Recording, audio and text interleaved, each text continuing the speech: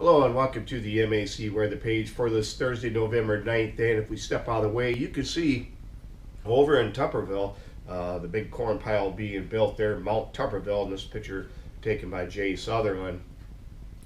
If we look at the headlines here, we're going to have a taste of winter, certainly over the next several days with cold temperatures and even maybe a little bit of accumulating snow here and there, possibly a 1 to 2 inches as we get into later today in some areas.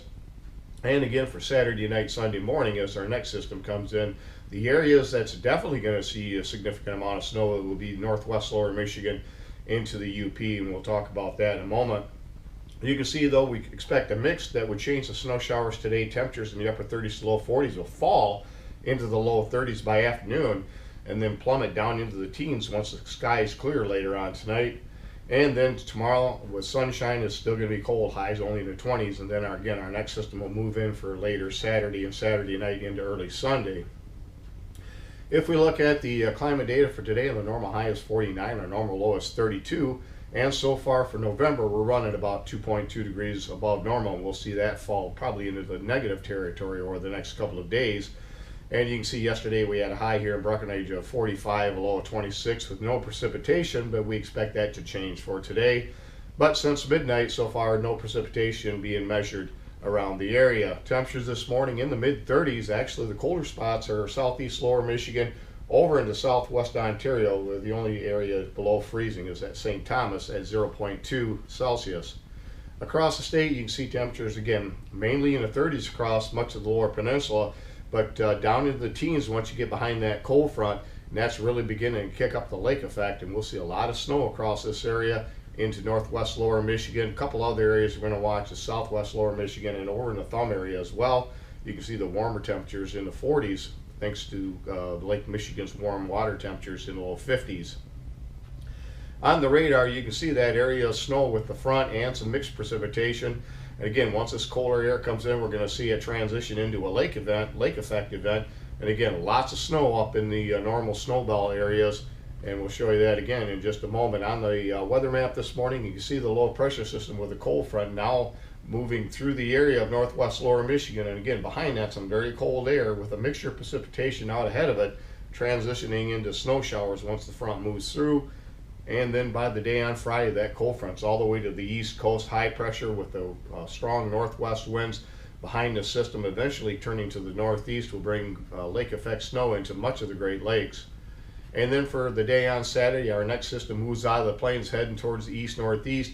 And again, out ahead of it, the warm air advection overriding some of the shallow cold air is going to bring some snow across much of the northeastern portions of the MAC area with the mixed south, even some freezing rain indicated. I think mainly it'll be a snow or a mix of rain and snow. I'm not really too keen on the idea of freezing rain, but again, that's what they're calling for over portions of south central and southwest lower Michigan. So that's definitely something we're going to want to keep an eye on.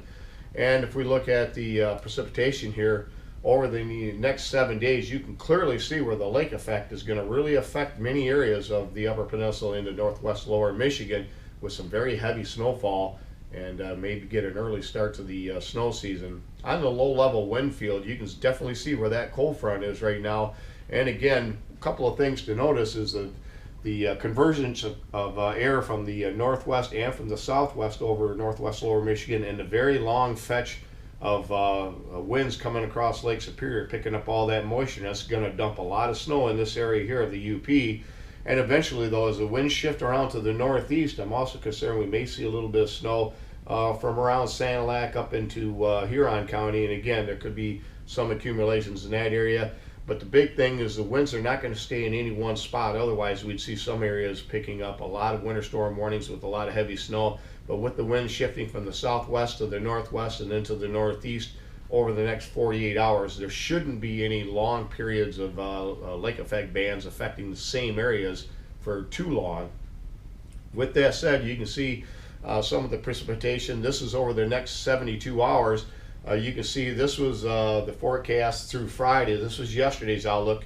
And I said to watch some of this area down here may actually pick up a little bit darker shades, a little more in the way of snowfall. So if we look at the latest 72 hour, you can see the very heavy snow now being projected for upper Michigan into northwest lower Michigan, and more of southern lower Michigan seeing about a shade darker. many areas could see at least some snow on the ground, enough to whiten the grass up just a little bit around our area.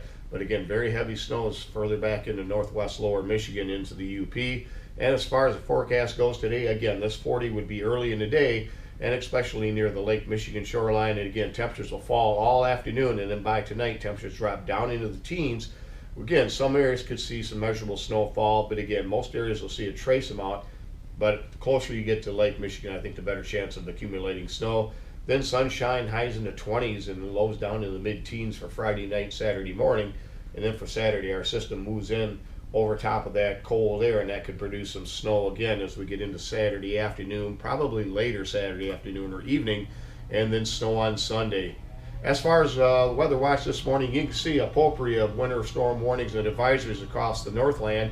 And again, these areas in yellow we'll watch. Would not be a surprise to see a county or two go under some sort of a winter weather advisories as well. But again, this is the best chance of snow across the traditional snow belt areas.